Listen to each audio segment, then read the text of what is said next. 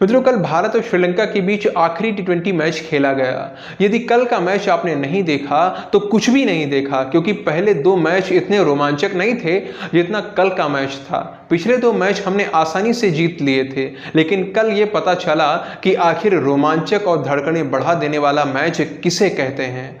Match न केवल आखिरी बॉल तक चला, बल्कि सुपर ओवर तक खींचा गया। कल की विजय बहुत कठिनाई से प्राप्त हुई। वैसे कल के मैच में एक खिलाड़ी को यह भी पता चल गया कि एक पल के अंदर किस्मत पलटना या जीवन ही बदल जाना आखिर किसे कहते हैं। मित्रों, मैं बात कर रहा हूं रिंकू सिंह की। रिंकू सिंह का बल्ला श्रीलंका दौरे पर बिल्कुल शांत रहा है। पहले टी20 मैच में उन्हें बैटिंग करने का मौका मिला, लेकिन 2 गेंदों पर 1 रन बनाकर वो वापस चले गए थे। फिर दूसरे टी20 मैच में उनकी बैटिंग ही नहीं आ पाई, और तीसरे मैच में जब बैटिंग आई, उन्हें 4 नंबर पर बैटिंग करने के लिए भेजा गया।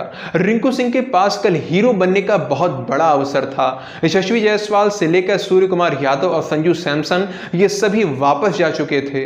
तो भारतीय टीम बहुत ही मुश्किल दौर से गुजर रही थी। उसे एक स्थायित्व प्रदान करने वाली पारी की आवश्यकता थी। लोग यही आस लगाकर बैठे थे कि पहले मैच में जो गलतियां रिंकू सिंह से हुई हैं वो यहां पर नहीं दोहराई जाएंगी और वो एक लंबा स्कोर कर देंगे, लेकिन ऐसा कुछ भी नहीं हुआ।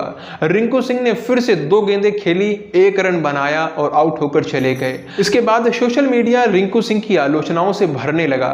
लगातार लोग रिंकू सिंह की आलोचना कर रहे थे, लेकिन तभी कुछ ऐसा हुआ जिसने आलोचनाओं को प्रशंसा में बदल दिया। भारतीय टीम द्वारा बनाए गए 137 रनों के लक्ष्य का पीछा करते हुए श्रीलंकाई टीम ने 18 ओवर्स में 4 विकेट्स खोकर 129 रन बना लिए थे।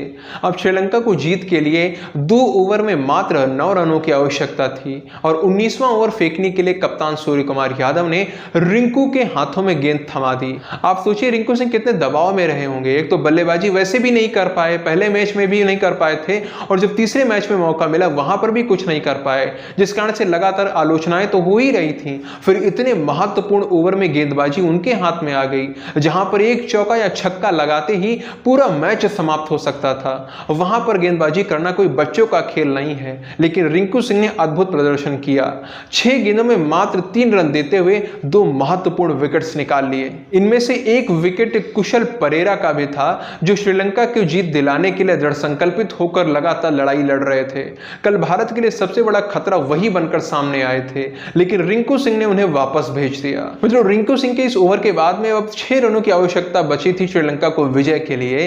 इसे गेंद किसी गेंदबाज के हाथों में नहीं दी गई, बल्कि सूर्य कुमार यादव खुद आए गेंदबाजी करने के लिए। उन्होंने भी 5 रन देकर 2 महत्वपूर्ण विकेट्स निकाल लिए और इस तरह मैच को सुपर ओवर तक पहुंचा दिया। और सुपर ओवर में क्या हुआ वो तो हम सब लोग जानते ही हैं। किस तरह से वाशिंगटन सुंदर ने अपने हाथों का ऐसा जादू बिखेरा कि सुपर ओवर में भी लगातार 2-2 विकेट्स निकाल लिए। इस तरह भारत 3-0 से यह सीरीज अपने नाम करने में सफल हो पाया। मित्रों, अब जो धुआंधार गेंदबाजी रिंकू सिंह ने कल दिखाई है, उसके बाद प्रशंसक उनसे यह आग्रह कर रहे हैं कि उन्हें अब गेंदबाजी पर ही ध्यान देना चाहिए। जब बिना गेंदबाजी की कोई प्रैक्टिस किए हुए वो इतने दबाव में भी 2-2 बड़े-बड़े विकेट्स निकाल सकते हैं, तो फिर जब जमकर पसीना बहाएंगे तो कितना अच्छा खेल दिखा पाएंगे वो।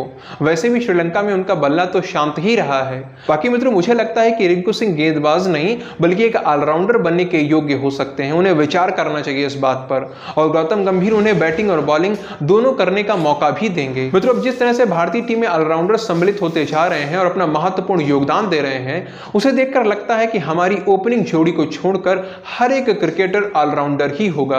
अर्थात 11 में से 9 खिलाड़ी ऑलराउंडर ही देखने को मिलेंगे, और यह अच्छा भी है। बल्लेबाजी के साथ साथ यदि कोई गेंदबाजी भी कर पा रहा है, विकेट्स भी निकाल पा रहा है, तो फिर इससे श्रेष्ठ और क्या हो सकता है। बाकी आप लोगों का इस विषय पर क्या कहना है वो आप कमेंट्स में लिखकर बता सकते हैं।